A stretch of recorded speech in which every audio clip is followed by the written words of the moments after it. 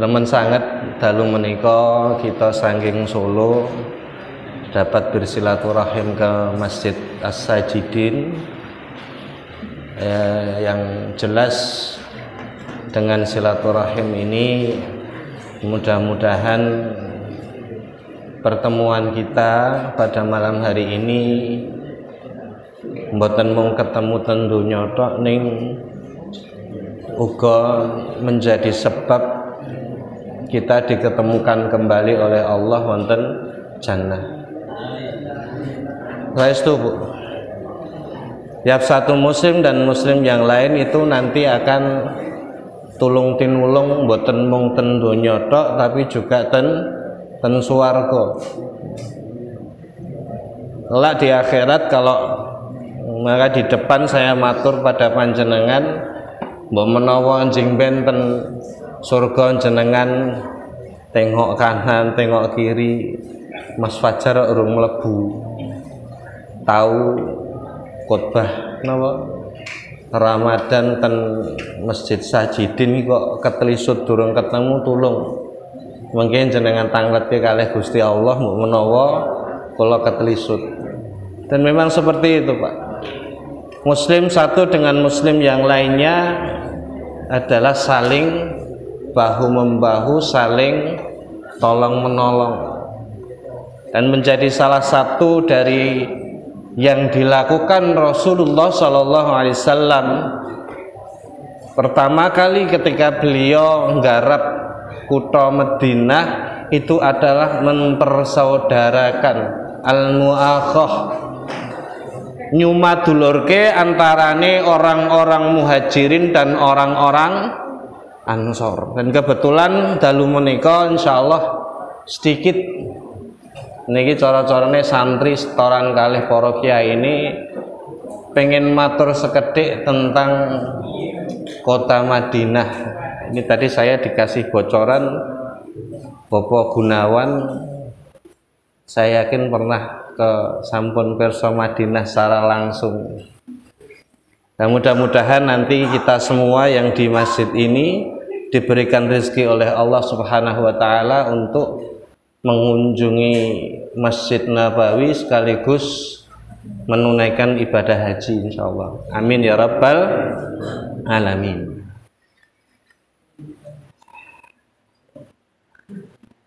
Ini kemarin saya sebenarnya pun nyiapke napa jenenge MMT Pak, tapi qadarullah sampai malam hari ini belum jadi. Jadi saya cuman saged mbeto gambar saja. Ngapunten kalau yang di belakang dereng nggak bisa melihat dengan jelas, tapi yang jelas ini adalah peta semenanjung Arab, peta Jazirah Arab.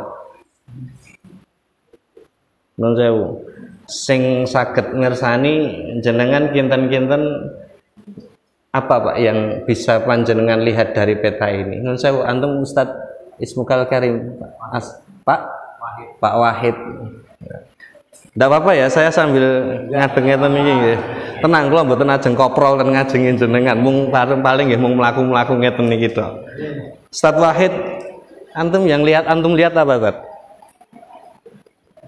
Mekah, Madinah, Yaman, Mekah, Madinah, Oman, Yaman, Oman, Irak, Syam, ada Syam, Iran, Khurasan, apa boleh? Mesir. Niki jenengan maos peta nih.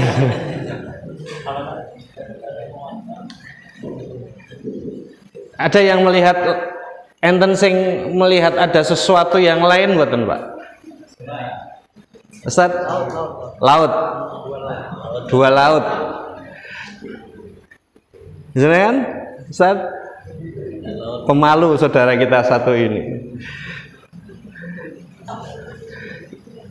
Nah, kalau saya matur ketika saya buka peta ini, pertama kali sing terlintas di benak saya niku napa? R kalih P. Napa, Pak? Rupiah. Ada yang melihat sama dengan yang saya lihat. Orang yang melihat peta ini untuk pertama kali Sing terbayang di benaknya duit. Setuju mboten Mas Wahid? Kenapa? Kenapa? Kekayaan yang ada di situ. Kekayaan yang ada Di negeri-negeri. di negeri, betul, di antara ning niki kekayaan, betul, ini negeri Jazirah Arab itu menjadi pemasok minyak bumi yang paling tinggi di dunia, paling besar dunia. Tapi nun sewu, kalau kita bicara Madinah zamane Rasul, kira-kira pun ketemu dereng minyak bumi ini? Belum. Tapi tetap saya melihat ini duit, Pak. Kalau minyak bumi ini dereng ketemu, terus duitnya keng pundi coba? Ustaz? Kenapa? Lautnya? Masya Allah. Tujono kula mboten gawe kuis. Kula wae rencana sing omah tak gawe kuis nang Masjid Sajidin hadiah 100.000. Kecekel Pak Imam niki wae. Tapi ternyata kodaruh dereng nganti iso gawe kuis, Pak. Tapi betul. Madinah, bapak-bapak dan ibu-ibu yang dimuliakan Allah, itu nyimpen harta karun yang luar biasa berupa jalur perdagangan 3 benua, Pak. Ya. Pusat perapatan atau protelone barang-barang dagangan ini kan ada Iran, niki kan bablas ke sana arah pundi niku? Lor. Niki ngulon, Rono ngalor nggih. Kalau bablas ngalor di arah saya ini ke Asia Timur, bablas ke Kaukasus. Sing sakniki lagi perang Rusia, Chechnya, ngaten niku. Ini tembus ke India, ke Asia Timur. Kalau ke sini ini jelas Ethiopia, Afrika. Bablas mriki ten Ero, jalur perdagangan 3 benua, Pak. Dan zaman dahulu ada 2 jalur perdagangan utama yang melewati semenanjung Arab. Ada 2 jalur perdagangan utama. Yang 2 tadi yang disebutkan Ustaz Wahid. Satu dari Bahrain, itu ada pasar Musyakkor namanya dulu. 2 dari Oman. 2 ini satu jalur, wonten iki. Oman ini. Ini satu jalur dari 2 pasar Musyakkor dan pasar Suhar dari Oman dan Bahrain. Ini jalur pertama. Jalur kedua lewat pundi? Ya, Yaman. Ini jalur utamanya. Yaman otomatis ngalor, dia sampai ke Syam, sampai ke Konstantinopel, Mesir dan seterusnya. Itu lewat 2 kota utama, Madinah dan kota Mekkah. Ini sampai diabadikan Allah, Pak. Ada surat yang menyiratkan betapa jalur ini menjadi jalur yang luar biasa. Surat apa? Quraisy, li'ilafi Quraisy ilafihim rihlatasy syita. Itu bicara tentang ini, Pak. Surat Quraisy itu bicara tentang perdagangan Quraisy dari Syam atau dari Yaman sampai ke Irak. Jadi Quraisy itu bapak-bapak dan ibu-ibu yang dimuliakan Allah Subhanahu wa taala. Kalimat suku Quraisy itu kebiasaannya apa? Berdagang. Itu bukan nun sewu, dudu kelas dagang sayur neng pundi, kudu ngomolong pundi, Lawu, sengeng Karanganyar terus didol neng pasar Gemblegan. Yang Solo niku enten pasar Gemblegan. Sini pasarnya apa? Pasar apa? Saren. Bukan, Pak. Bangsa Quraisy itu perdagangan yang mereka lakukan itu perdagangan 3 benua, ekspor impor, Pak.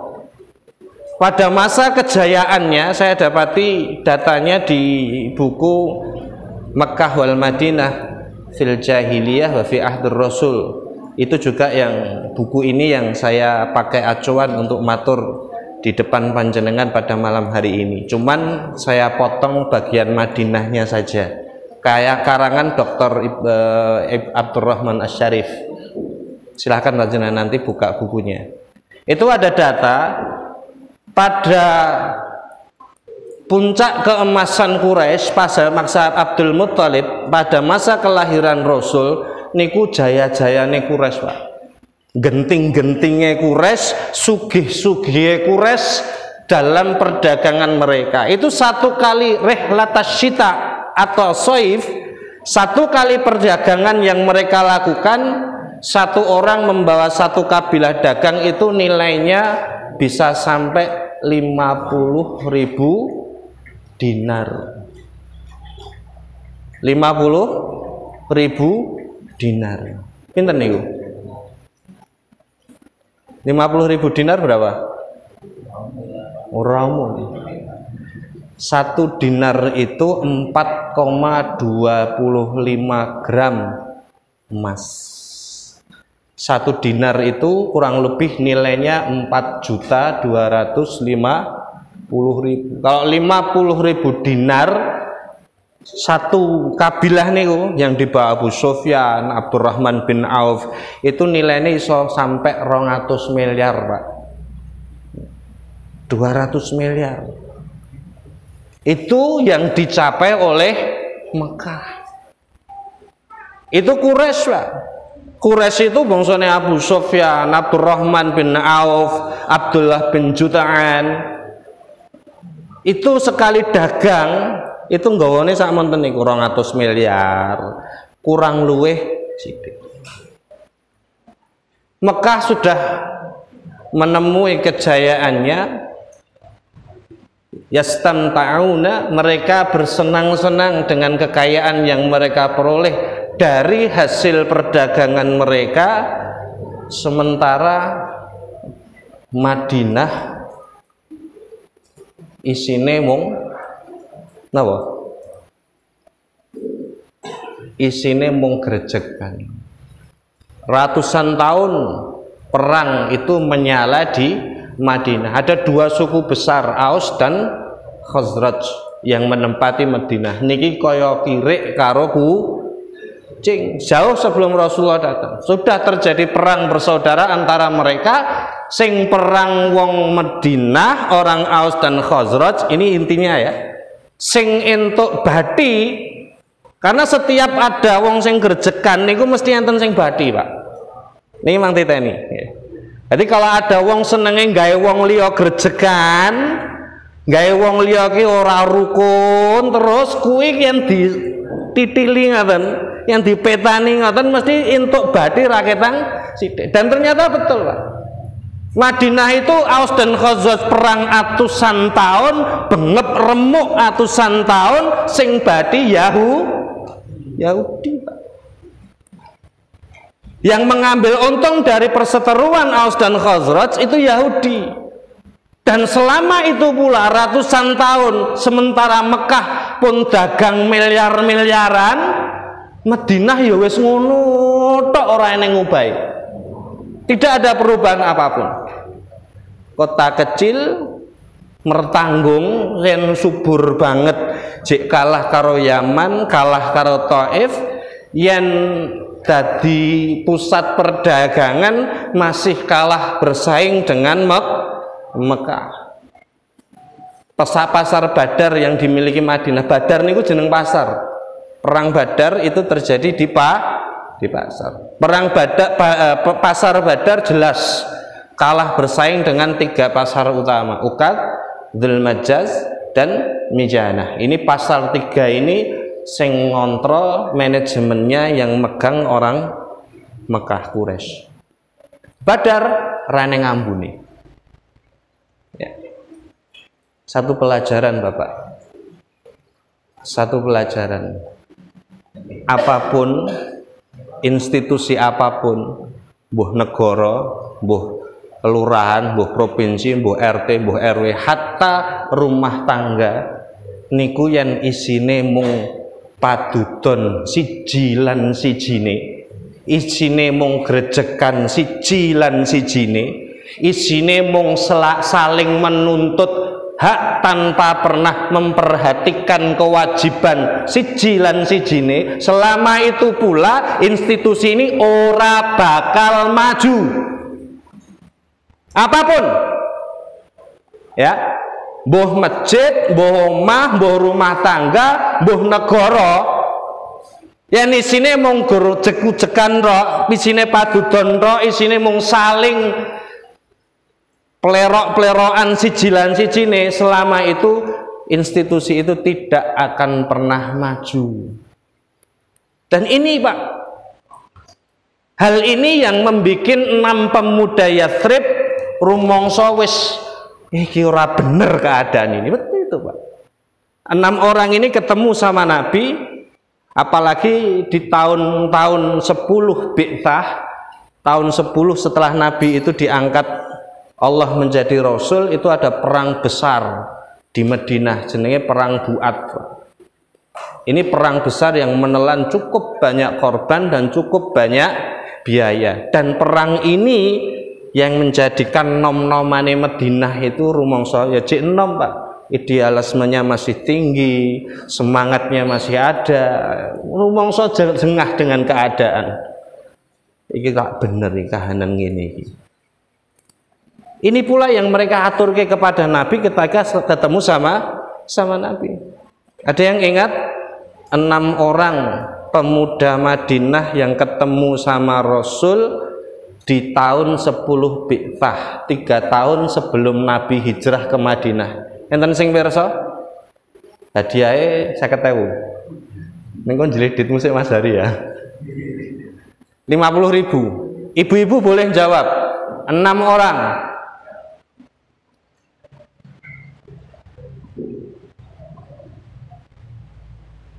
Ustaz, loh, senyum malahan. Pun mboten enten iki. Googling sik ra apa-apa, googling sik. 6 orang ketemu dengan Nabi dari Madinah atau Yathrib. Namanya sebelum diubah sama Nabi jadi Yathrib Pak itu, Pak. Pun ketemu?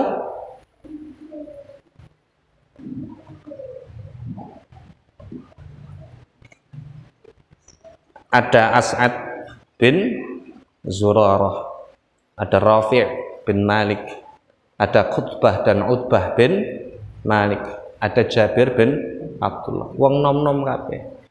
Cah nom-nom ketika ketemu karo Nabi, mereka ngeluh Pak dengan keadaan yang mereka alami di Madinah. Kama ta'alam, diseru sama Nabi, ketemu sama Nabi, setelah mereka mendengarkan Quran, mereka ngeluh sama Nabi. Mereka merasa nembe kepanggih Nabi, merasa sudah tahu ini barangkali jawaban dari galau kami selama ini. Itu nom-noman sing galau Pak. Galau keadaan kok kaya ngene terus. Ora eneng majune, ora eneng perkembangane, ae mung dadi sapi perah untuk orang Yahudi. Kama arafta, ketika mereka ketemu Nabi, mereka ngomong, panjenengan nggih pirsa ta ya Rasul tentang keadaan kami. Nahnu fi ikhtilafin syadid, kami itu sedang dalam pertikaian yang luar biasa. Dan barangkali panjenengan itu bisa jadi solusi supaya kami bisa damai, supaya kami bisa membangun. Itu yang mereka sampaikan. Dan panjenengan tahu apa ketika kata Nabi ketika ketemu sama mereka? Nabi ketika kepanggih sama 6 orang ini, sampean senging pundi Mas? Kami dari Yathrib, 6 orang dari Yathrib. Apa kata Nabi Pak? Amin mawalil Yahud.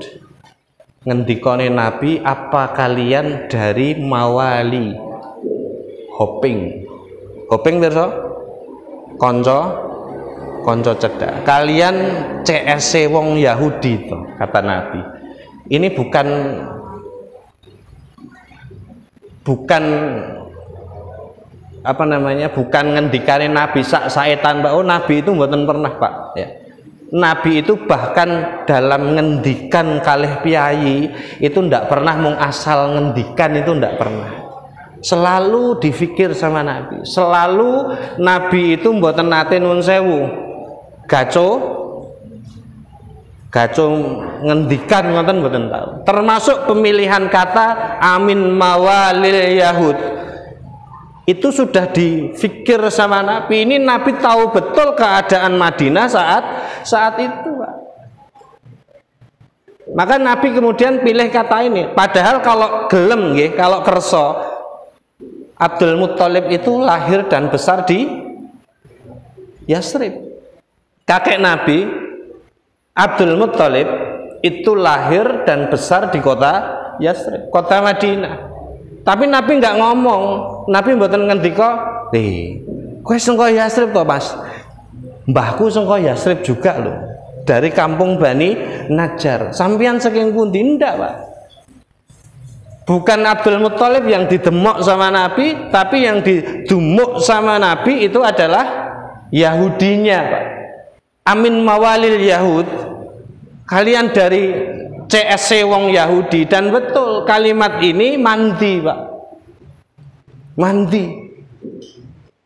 6 orang tadi, As'ad bin Zurarah, Jabir bin Abdullah, dan 6 orang yang ketemu sama Nabi ini langsung senggol-senggolan. Kenapa? Karena Yahudi itu seringkali ngomongke ciri-ciri Nabi akhir zaman yang akan diturunkan oleh Allah. Mereka itu sumbernya sama orang-orang Aus dan Khazraj. Nanti kalau ada Nabi akhir zaman turun, kami ikut mereka sampeyan tak gulung, Mas. Sampeyan tak habisi. Itu kalimat orang-orang Yahudi. Maka Nabi sing didumuk sama Nabi itu Yahudinya ketika ketemu sama orang Yasrib. Amin mawalil Yahud, kalian dari CS-nya wong Yahudi. Dan betul mandi sikut-sikutan sijilan sijine. Kita sing diomongke wong-wong Yahudi ciri-cirine coba tontonan. Itu, Pak.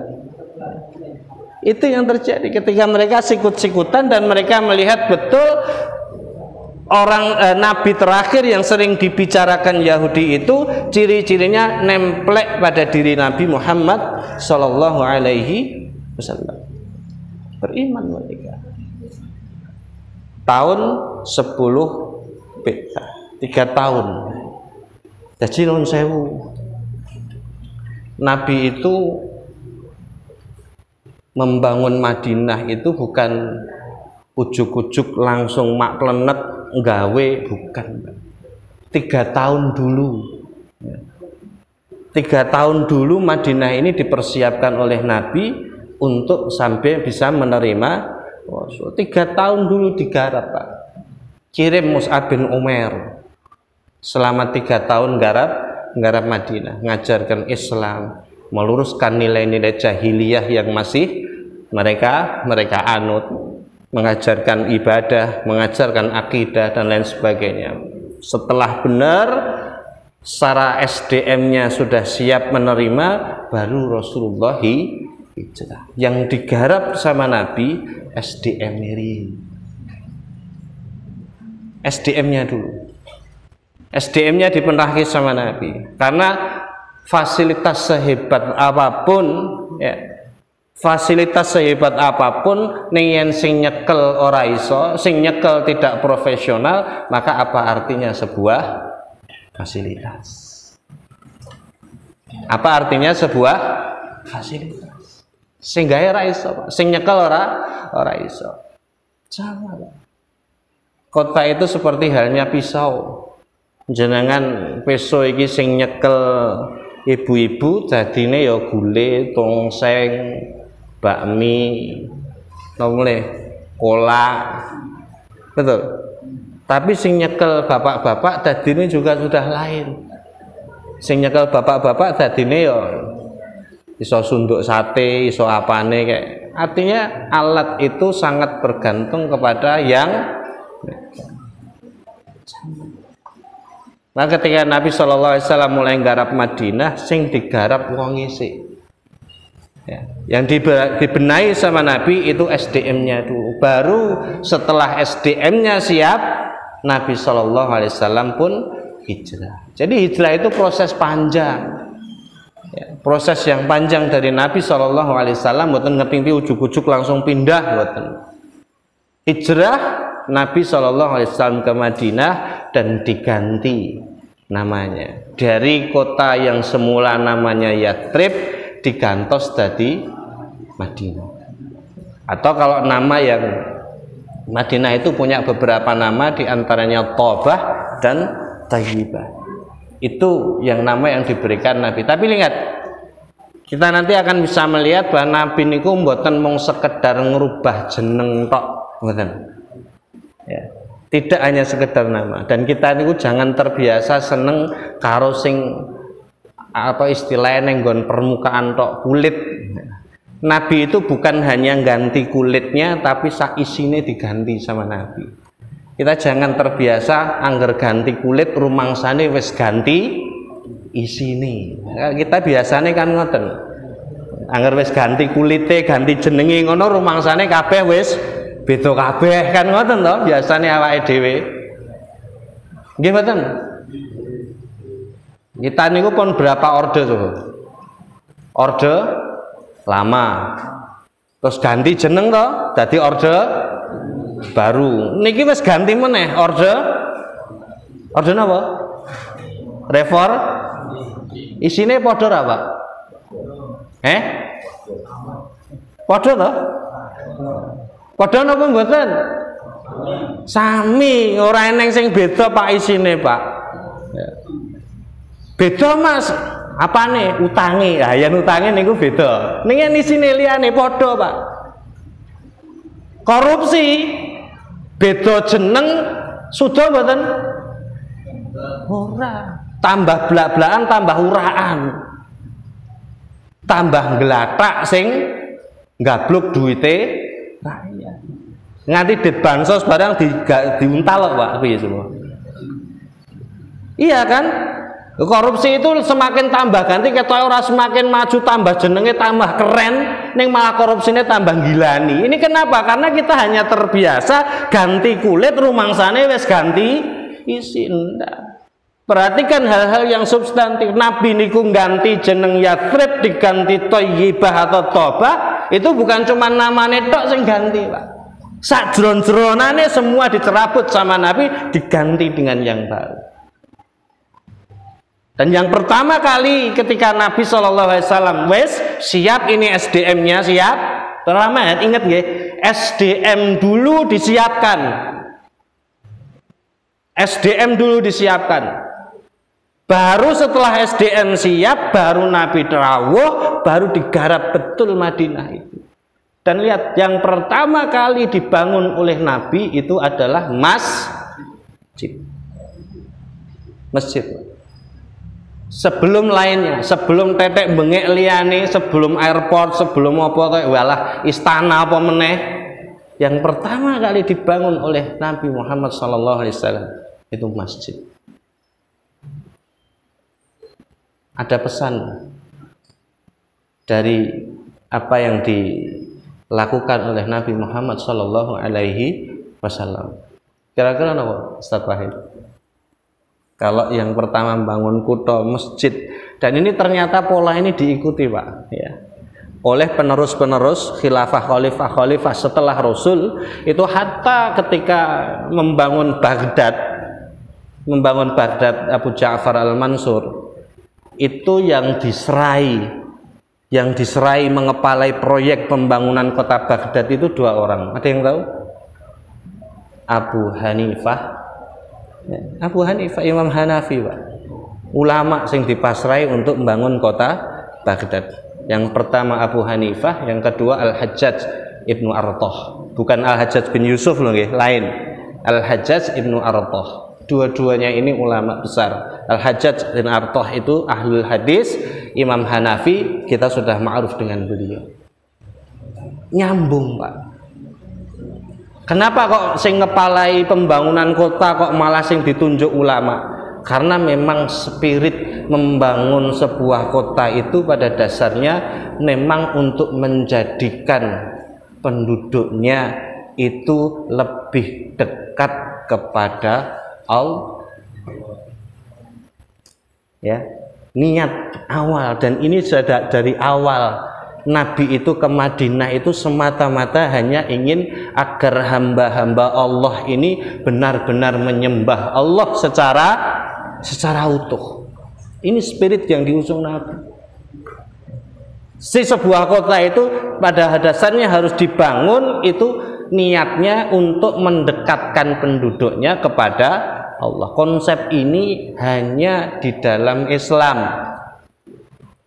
Wong Islam sing ngajarke yen arep tumindak apa-apa niate apa? Ada hubungan yang sangat erat antara niat awal sebuah amal dengan hasil akhir dari sebuah amal. Konsep ini Islam toh, Pak.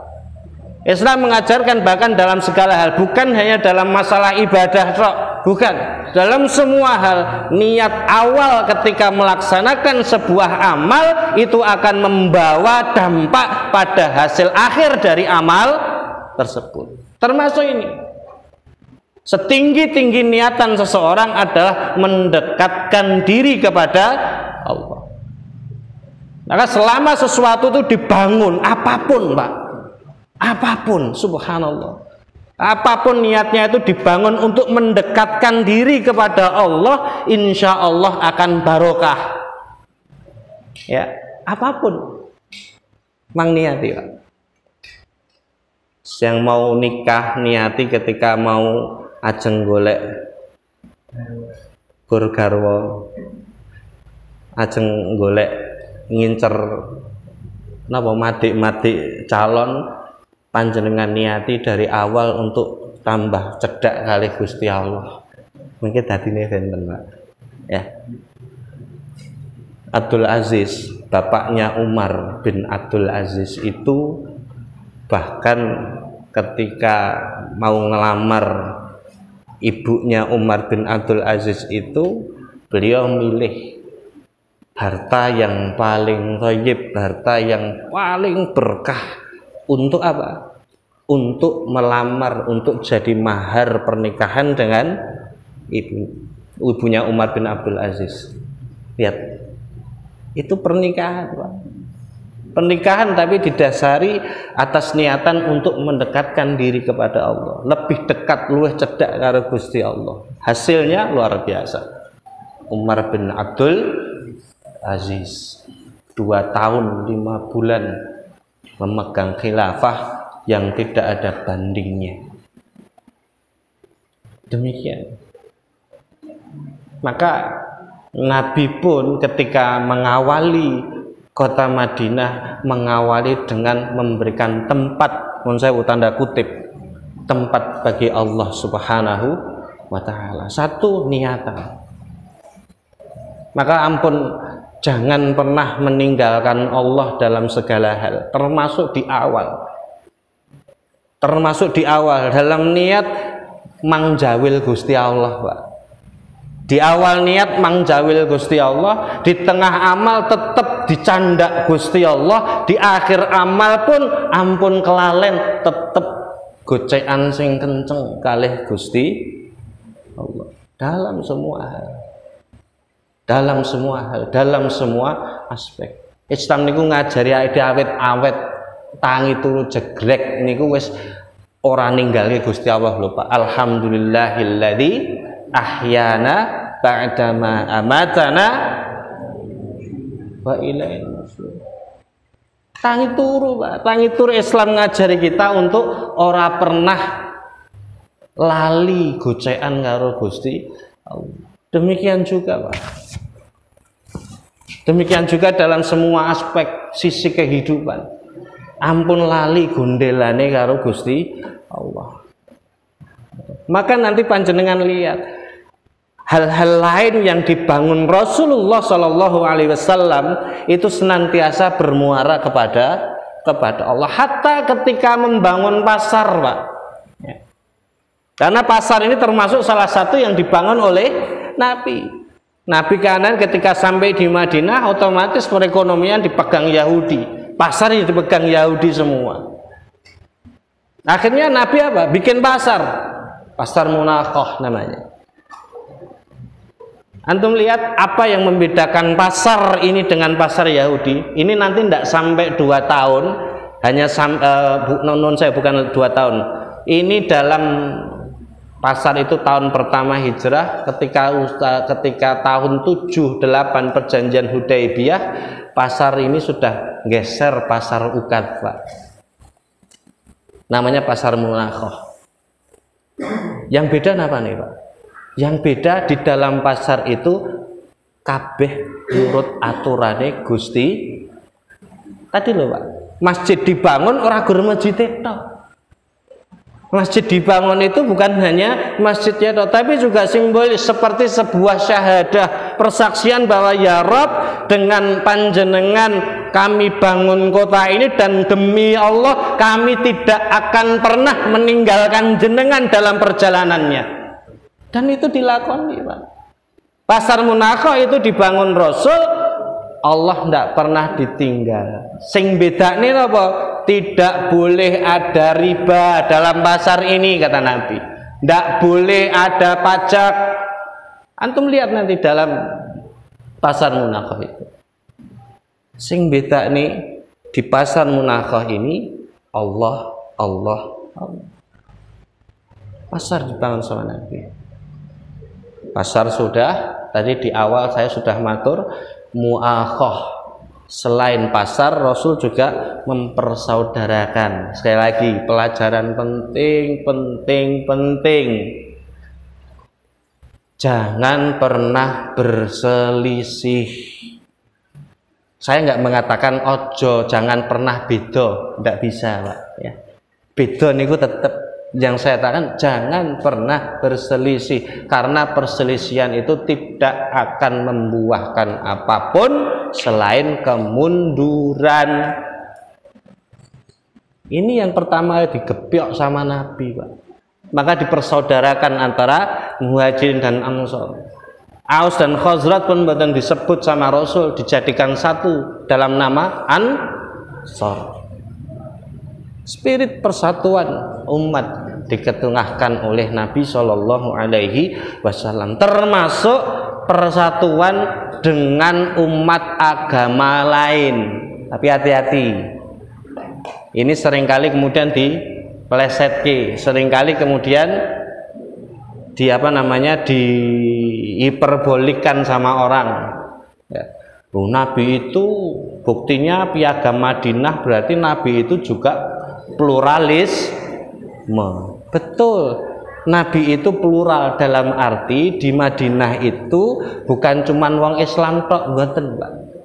Ada orang musyrik, ada Yahudi, ada Muslim, semua komplit hidup di satu kota Madinah. Kemudian Rasulullah SAW membuat perjanjian namanya Piagam Madinah. Ini bukan kemudian terus lambang bahwa Rasul itu pluralisme. Nabi loh, tontonan Nabiku ya pluralisme, juga plural. Terus bayanganin jenengan iki engko Nabi engko gek anu ya, kok khotbah ning jero gereja ngono barang ngoten ya, mboten lah. Bukan, ya. Demi Allah enggak pernah. Bahkan kalau panjenengan lihat pasal pertama piagam Madinah ini, ada yang tahu pasal pertamanya? Al-muslimuna ummatun wahidatun min ya. Piagam Madinah ini seringkali dipleset, seringkali dipuntir untuk melegalkan pluralisme. Ingat, baca pasal pertama Piagam Madinah ini, al-muslimuna ummatun wahidatun min dunin nas. Umat Islam itu umat yang satu, kata Nabi, min dunin nas, yang punya eksklusivitas tersendiri dibanding seluruh manusia. Umat Islam itu eksklusif. Iya, betul Pak. Ada hal-hal yang sifatnya eksklusif di dalam Islam. Ada hal-hal yang sifatnya batas-batas yang tegas yang tidak boleh dilewati siapapun di dalam Islam. Batas akidah, batas ibadah, oh ojo sih. Kalau muamalah boleh silahkan. Tapi kalau sudah ngomong babakan akidah, babakan ibadah, lihat pasal pertama. Ummatun wahidatun min duninas. Ini eksklusivitas umat Islam. Ora kok terus ini batas toleransi umat Islam itu di sini. Toleransinya adalah menjaga dalam ibadah kami dan kamu silahkan dalam ibadah kalian kepada agama lain. Toh akidah kami tidak pernah menghalangi kami untuk berbuat baik kepada panjenengan. Akidah umat Islam yang tidak orang untuk dicampuri apapun tadi itu juga tetap menjadikan dasar kita untuk berbuat adil kepada orang yang beragama lain. Ora kok terus kayak kita akidahnya ora iso diowah-owah terus wong Kristen liwat diketaki rapopo, dicolong, oh ndak boleh. Bukan itu. Tapi kalau masa akidah nggak bisa. Dari awal Piagam Madinah itu bicara tentang eksklusivitas umat Islam terdahulu dalam masalah akidah dan ibadah sebelum pasal-pasal yang lain berbicara hal-hal sehubungan dengan hak dan kewajiban Yahudi, orang Bani-Bani yang lain yang tinggal di Mekah, yang tinggal di Madinah, karena mereka sudah berada di satu wilayah Madinah. Tapi bicara awal kemurnian akidah, eksklusivitas umat Islam. Dari sini Bapak dan Saudara yang dirahmati Allah Subhanahu wa taala, sejak ratusan tahun belum pernah mencapai apapun dalam sejarahnya. Sejak Nabi hijrah kurang lebih 7 sampai 8 tahun, Madinah sudah berubah total, dari yang bukan apa-apa menjadi satu kekuatan baru sing wis dirungokne Romawi, nggak bisa dianggap sebelah mata oleh Romawi. Surat Nabi sudah nyampe ke Mekaukis Mesir, sudah nyampe ke Herakles, sudah nyampe ke Kisra di Persia. Artinya Madinah sudah berubah, bertransformasi menjadi kota sebuah negara, kekuatan baru yang tidak bisa dianggap kecil. Orang iso dianggap bain-bain. 8 tahun. Nah, mudah-mudahan apa yang saya aturke pada panjenengan tentang sejarah atau yang kami sependek pengetahuan kami tentang Madinah ini jadi semangat bagi kita, jadi spirit, jadi ide atau inspirasi buat kita yang bisa kita ambil, kita terapkan dalam kehidupan kita masing-masing. Demikian yang bisa saya aturkan kepada panjenengan. Kurang dan lebihnya saya mohon maaf yang sebesar-besarnya. Waktu saya kembalikan kepada takmir. Semoga. Assalamualaikum warahmatullahi wabarakatuh. Satu, dua.